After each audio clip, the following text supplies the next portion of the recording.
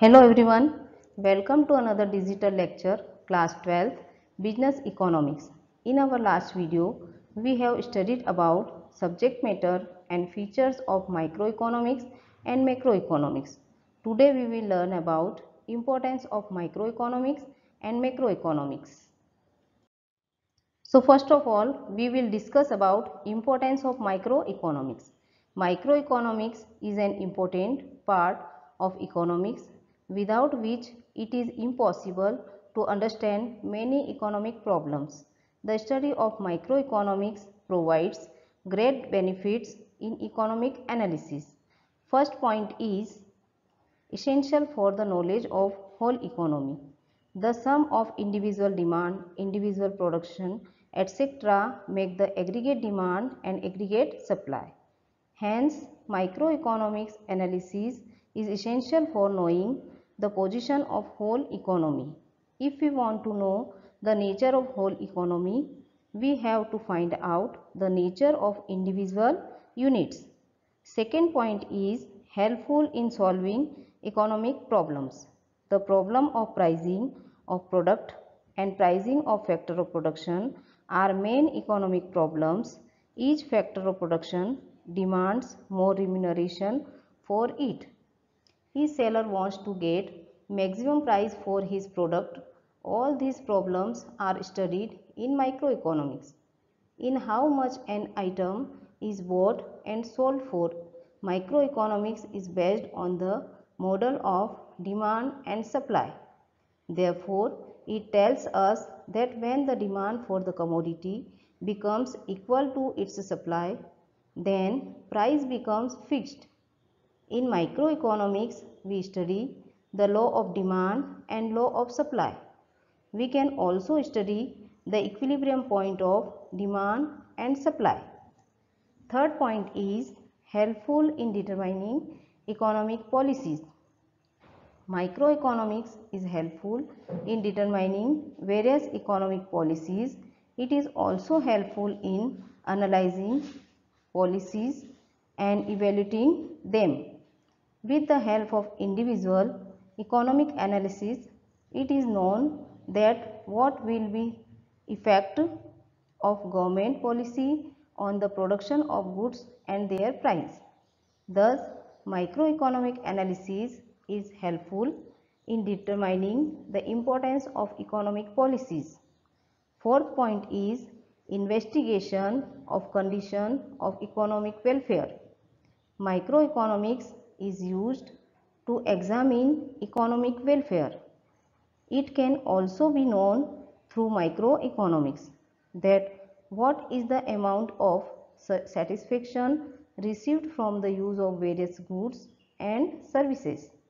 Apart from this, with the help of economic analysis, how much the consumer is saving and how much change is coming in it can also be measured. Fifth point is helpful in decision making for individual units. Microeconomics analysis helpful in taking rational decisions about the problems of individual units, profit of individual firm, individual income, etc. How should a consumer spend his money to get maximum satisfaction? How much a firm should produce so that it can get maximum profit, etc. Possible only with the help of microeconomic analysis. Sixth point is helpful in increasing working capacity of individual units. With the help of microeconomics, people working in the society are analyzed individually, and after analysis, the drawback found in them are taken and their efficiency is improved based on them. Seventh point is sources of individual income, saving and investment. With the help of microeconomics, we can get knowledge about the sources of saving and investment of individual units. Importance of macroeconomics. In macroeconomics, problems like unemployment, national income, inflation, etc. are studied which is not possible in microeconomics. The importance of macroeconomics can be evaluated on the basis of following points. First point is helpful for microeconomics. Macroeconomics is very helpful in studying the policies of microeconomics. Microeconomics is not possible without macroeconomics. If you want to make any theory in microeconomics, then it has to take the help of macroeconomics. Second point is study of complex problems. The modern economy has taken complex forms and economic elements are independent. Therefore, it is only through macroeconomics that studying them together can give accurate information about complex economy. With the help of macroeconomics, we can study the policies of full employment, trade cycle, and some complex problems related to them. Third point is helpful in economic planning. Macroeconomics has an important place in the age of current planning.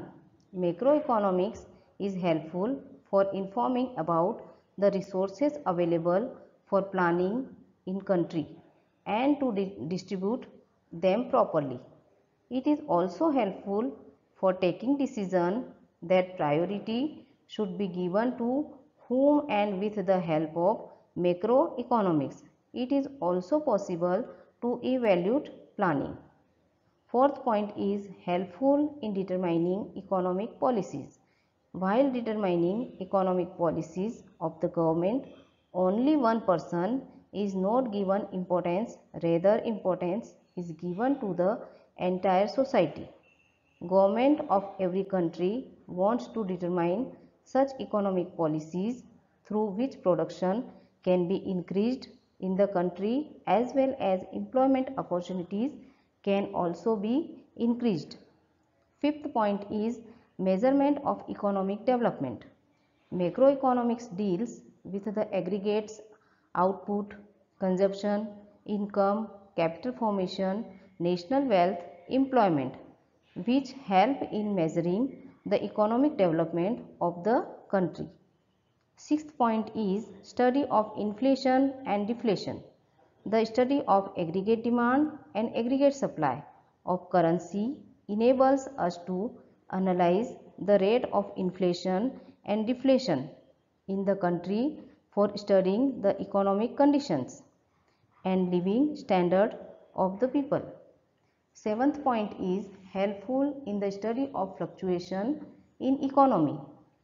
Whatever the ups and downs in total income, total output, total expenditure, total savings within the economy are studied in macroeconomics. Eighth point is helpful in comparing with other economy. Macroeconomics is helpful in comparing India's economy to other countries' economy. National income and economic growth is helpful to compare this. Next point is assessment of welfare. Economic welfare is happening or not happening in the country, how much is happening, all of these would have been studied by macroeconomics. So first of all, we will discuss about limitations of microeconomics. Microeconomic analysis is important and useful, but it has some limitations also. So first point is conclusions drawn are not accurate. Microeconomics takes decisions based on the study of individual units. It is not necessary that the decisions which are suitable for individual unit will be suitable for the whole economy also. For example, there will be no effect on bank even if a person withdraws his total amount for the bank, but if the entire society withdraw its total amount from the bank, then the entire banking system will be spoiled. Second point is based on unrealistic assumptions. Microeconomics is based on the assumptions of full employment and perfect competition which are not found in real life. So this is unrealistic assumptions. The long-term assumption of microeconomics is also not practical. Therefore, microeconomics is also known as imaginary. Third point is concentration on small parts. In microeconomics, only small parts are studied. Big problems related to the total economy cannot be solved in this. Microeconomics does not tell us about the collective work of the national economy. Fourth point is unable to analyze certain problems. Some economic problems are there which are not studied in microeconomics. For example, important problems related to employment, tariff policy, revenue, monetary policy, national income, distribution of resources, industrialization, export, import, economic planning cannot be studied under microeconomics. So microeconomics is becoming unsuitable for studying economic problems. Fifth point is impractical. Whatever laws and principles of microeconomics have been created, all of them are based on full employment. But in reality, full employment is not found. If the assumption of full employment is wrong, then all the laws and principles based on it will also be said to be impractical. Now we will discuss about limitations of macroeconomics. The use of macroeconomics is constantly increasing, but it has some limitations, so it should be used carefully. First point is conclusions are not practicable. Aggregate conclusions based on personal experience are not always correct because what applies to the individual does not apply to the group, and what applies to the group does not apply to the individual. Overall quantities are studied in macroeconomics, but policies based on aggregate economic analysis can sometimes be wrong. Second point is ignorance of individual units. In macroeconomics, individual units are ignored and importance is given to the aggregates. By adding small individual units, the whole economy can be made strong. The whole economy depends upon the economy of individual units.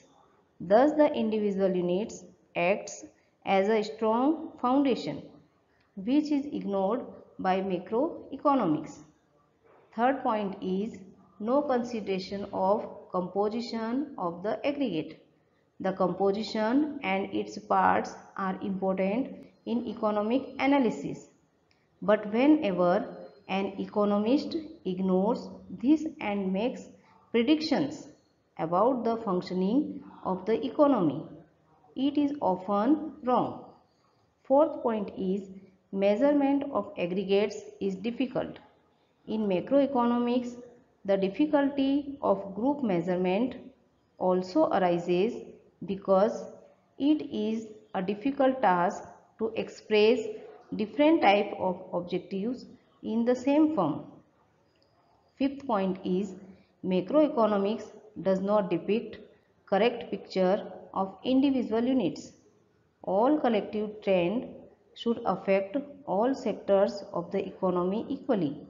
This is not necessary because there are many classes in society. Therefore, in these classes, some classes are more affected by the collective tendency while some classes have no effect on it. So today we understood importance of microeconomics and macroeconomics. If you have any doubt related to these topics, write below in the comment section. That's all for today. Thank you very much.